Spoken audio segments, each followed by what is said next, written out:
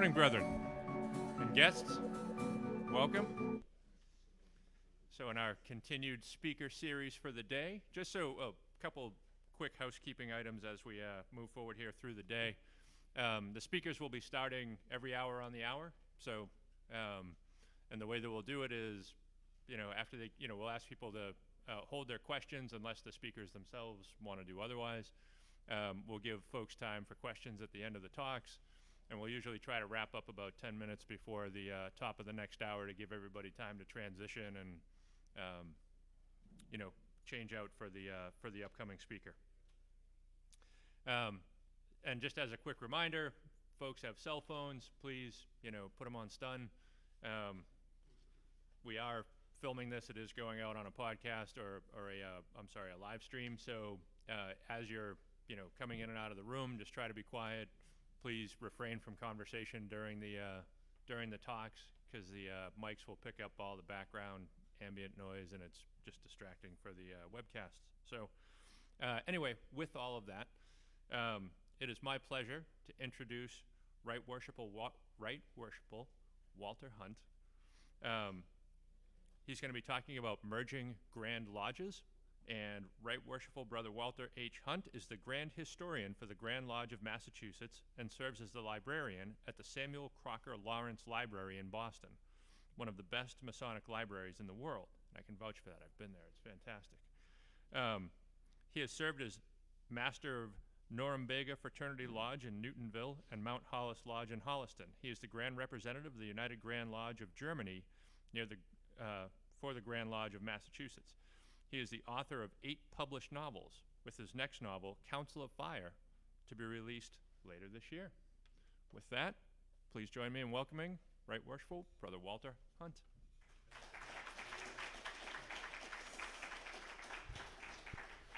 I'm going to lower this down to human size. The previous speaker referred to Life of Brian, and I was thinking about starting off with a joke from the Life of Brian, but I didn't know if it would be appropriate, so maybe I'll pass on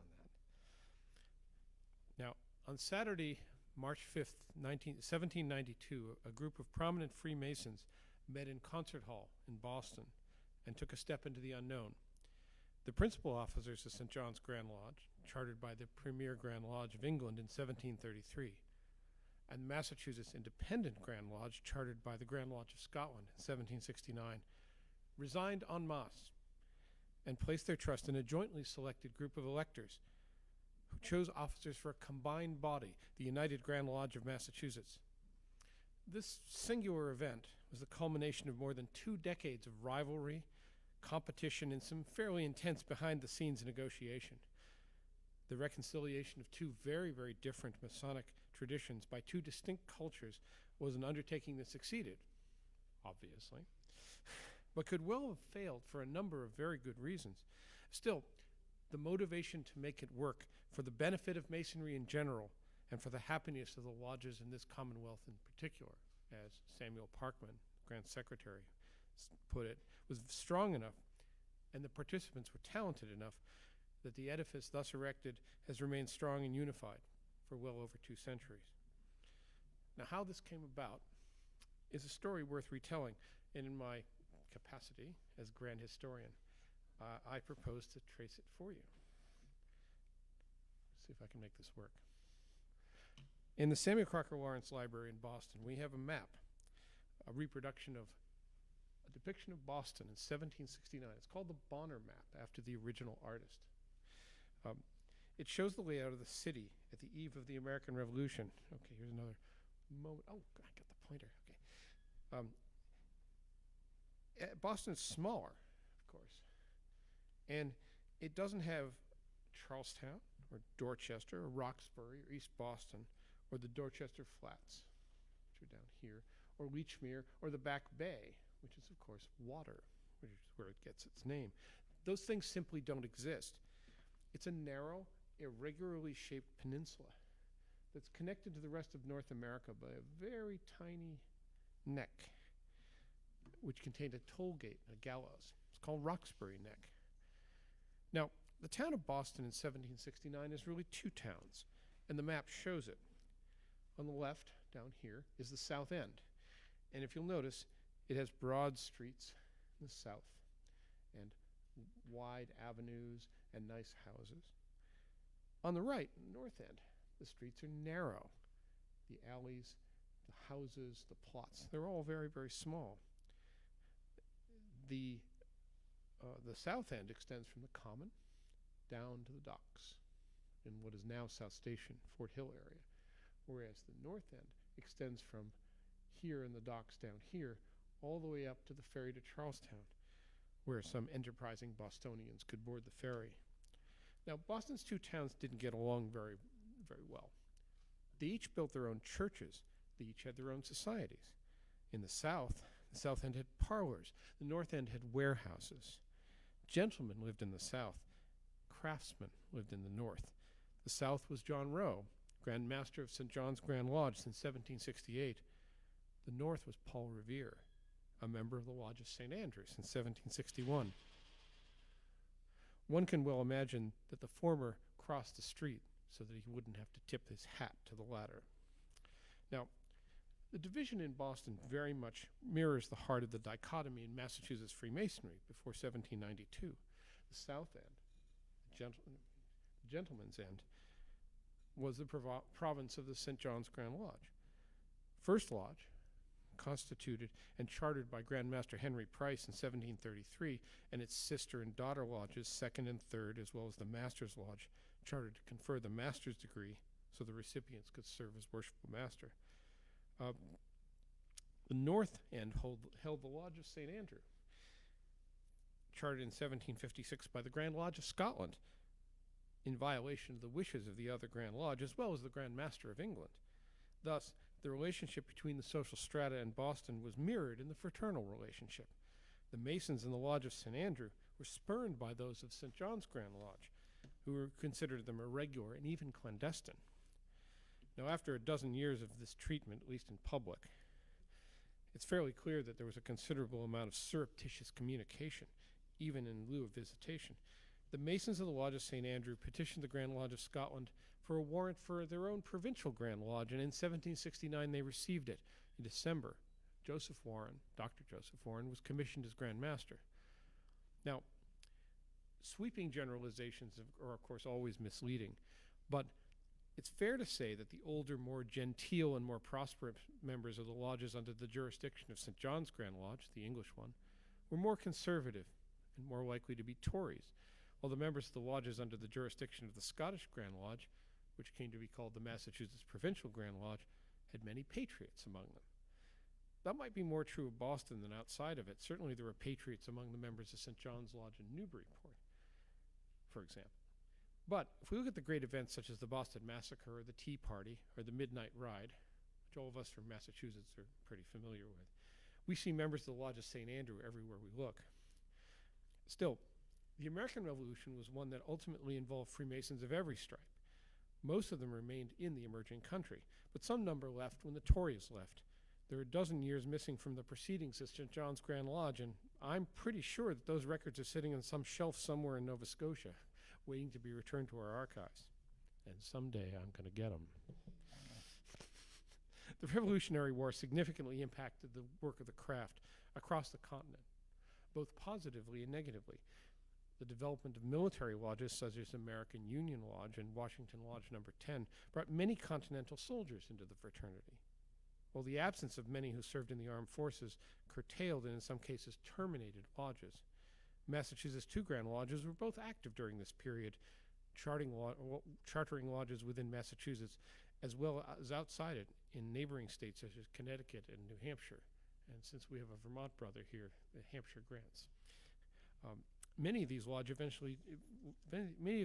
eventually joined the Grand Lodges of their respective states. Others were never heard from again. But after all, Grand Lodges obtained a one-time fee from those organizations for their charter, which was enough incentive to grant those charters in the first place. Now, Massachusetts' two Grand Lodges remained separate during the period between 1769 and 1792, maintaining their own parallel sovereignty. An association frequently made about these two bodies is to designate the modern and ancient. And believe me, I get this question every week. Somebody comes into the Grand Lodge for a tour, and they say, oh yeah, we had the modern Grand Lodge and the ancient Grand Lodge, and then they got together. Well, that's a very confusing relationship and really doesn't apply to Massachusetts.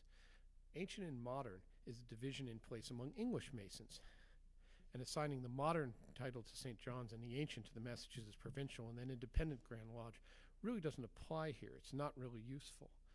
St. John's Grand Lodge was essentially a child of the modern Grand Lodge, established in 1717 in London.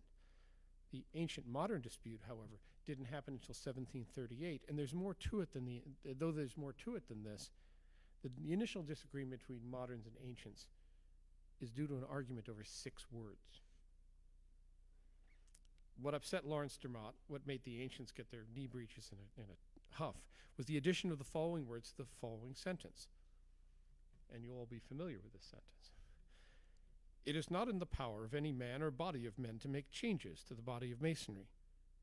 To which the moderns added, count them, without the permission of Grand Lodge.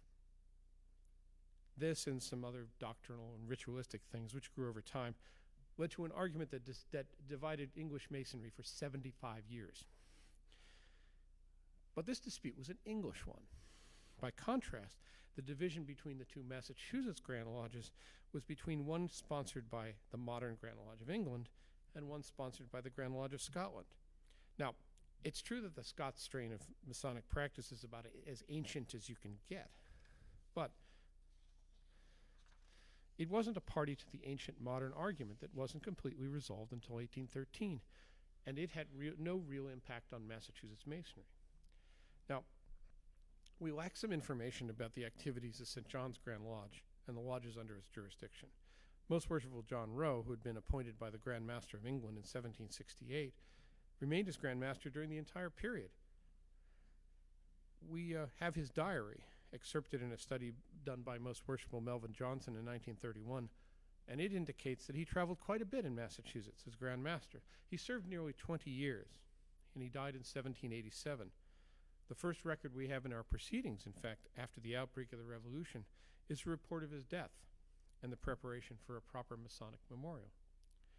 Now, as for the Massachusetts Provincial Grand Lodge, its course was irretrievably changed by the death of Most Worshipful Joseph Warren on Bunker Hill in June of 1775. Just as the Grand Masters of St. John's Grand Lodge were commissioned by the Grand Master of England, the Grand Masters of the Massachusetts Provincial Grand Lodge received their authority from Scotland. Now, Rowe already had his office, but the loss of Warren meant there was no one at the helm, and due to the war, no way to replace the fallen warrior. Now, after 2 years with an acting Grand Master, the Massachusetts Provincial Grand Lodge, Scottish Constitution, declared itself independent and elected Joseph Webb as their leader. He and Joseph Warren's brother John and Moses Michael Hayes all served as Grand Master of Massachusetts Independent for the next 15 years. But the death of Joseph Webb in 1787 was an indication that a change was coming. Now, why was the idea of a merger even in order? The fraternity was prospering in terms of membership. Revolution had been beneficial, spreading the teachings of Freemasonry far and wide. But financially, the 2 Grand Lodges were in difficulty, and they were competing for the same potential candidates. It seemed like a natural direction. But there were obstacles to overcome. The Massachusetts Independent had been founded with the Lodge of St. Andrew at the center. The 3 original constituents were that body and 2 military lodges that eventually relocated elsewhere.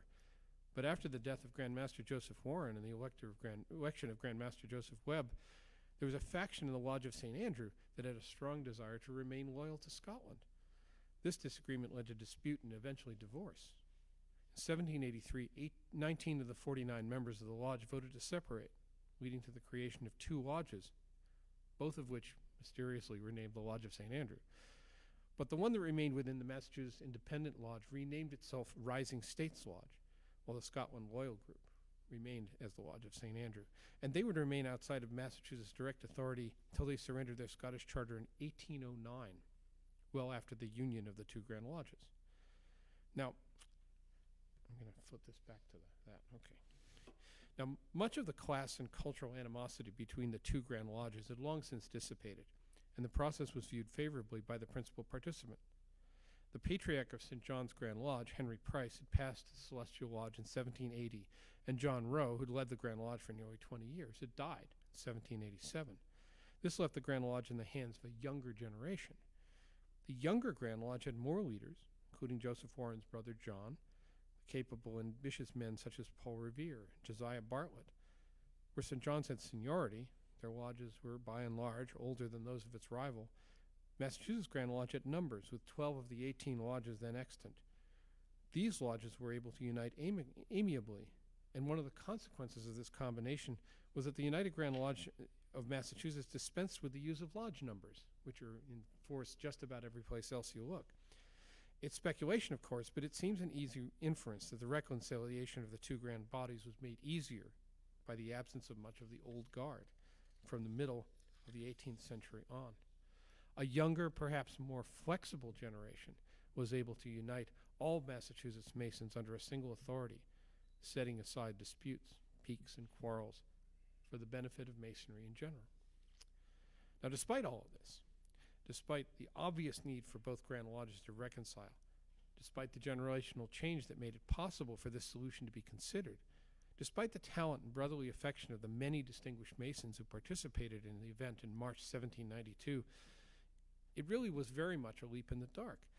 Each of the Grand Lodges submitted a list of candidates in the joint committee, chaired by Paul Revere, and they chose John Cutler, St. John's Grand Lodge's Grand Master, Josiah Bartlett of King Solomon's Lodge's Senior Grand Warden, and Mungo McKay of the Lodge of St. Andrew as Junior Grand Warden, so a very diverse group.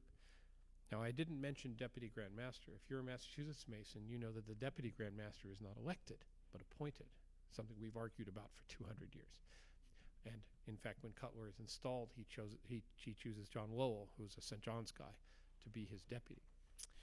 In any case, as well as other elected officers who were chosen at the time. 2 weeks later, the Grand Lodge gathered for its first unified meeting, and John Warren, Grand Master of the Massachusetts Independent Grand Lodge, installed Brother Cutler with the rest of the officers of the United Grand Lodge, and the new body was on its way, chartering 4 new particular lodges during the first year. I want to make one more observation here, which is important. When the St. John's Grand Lodge and the Massachusetts Grand Lodge united in Concert Hall that Saturday in March 1792, there was one body that had no seat at the table. While they consummated the union of the two disparate streams of English and Scottish Freemasonry in Massachusetts, the free and accepted Masons of African Lodge number 459, English Constitution, were excluded. Boston, and indeed the whole of English-speaking America, had changed since before the Revolution. Prince Hall's polite interactions with John Rowe and Joseph Warren were no longer considered, and any arrangements or assurances that either of these worthies might have made were no longer in force, if they ever had been. In 1792, Grand Master Cutler sent a letter to the Lodge of St. Andrew to assure them they'd always be considered regular, allowing him to intervisit with other lodges in Massachusetts. This would be confirmed with Grand Master Revere's ruling in 1796, assuming territorial authority within the Commonwealth of Massachusetts. But neither Cutler nor Revere nor any of 70-odd Grand Masters that followed them made any place for African Lodge. It was largely ignored, or, if considered at all, deemed irregular or clandestine. As a result, African Americans found no place in regular mainstream Masonry in Massachusetts or anywhere else. In the 1820s, they declared their sovereignty, and it took more than 170 years for any reconciliation to take place. That process is still ongoing, and our 25 years of amity in Massachusetts is just a start toward what we call universality. 2 centuries and more after the remarkable event in March 1792, the reconciliation of these men in that place created a foundation that still exists today. With a clear sense of our own deficiencies and the efforts have been made to repair them, we these days have a strong and active Grand Lodge, represented by a number of people here, I should know. Without lodge numbers, with a ritual that borrows from both traditions. And today we do the work of the craft in the 21st century. Thank you. I'm done. I'd be glad to take questions or speculations or brickbats from the audience. Brother. So there's a tradition of Paul Revere lodges in Massachusetts. Yes. When was Paul Revere Grand Master, and was it prior to the unification? No, it was after. Okay. Revere was a member of the Lodge of St. Andrew from the early 1760s. And when the divorce occurred, he very cannily decided he wanted to be on the side that stayed in Massachusetts. I think he viewed correctly that the Lodge of St. Andrew that remained loyal to Scotland would be peripheral. So he went with Rising States Lodge, and he became Grand Master in 1795. He was the second guy after Cutler. Now, the Revere Lodges are a remarkable collection. We're very tight. We tightly hold on to our charters in Massachusetts, arguably. Revere chartered 25 lodges, and 20 of them still exist in one form or another. They're all coming up on their 225th anniversary, which always astounds people who come from younger Grand Lodges. They'll come in and say, well, our Grand Lodge has just celebrated 150th anniversary. And I said, well, we have 40 lodges that are 200 years old. So Revere is a later addition. But he plays a great part through all of this, through the merger. And he was a prime mover. He was very involved in the early part. But his lodges come later. I've stunned them into silence. Oh, no, I haven't. Okay. New Hampshire Mason, very interested in New Hampshire history. Mm-hmm. Of course, our Grand Lodge was formed in 1789, just a couple years before this merger. Sure. And I knew that most, if not all, of our lodges that existed at that time originally had been chartered under Massachusetts. Oh, yeah, it's our fault.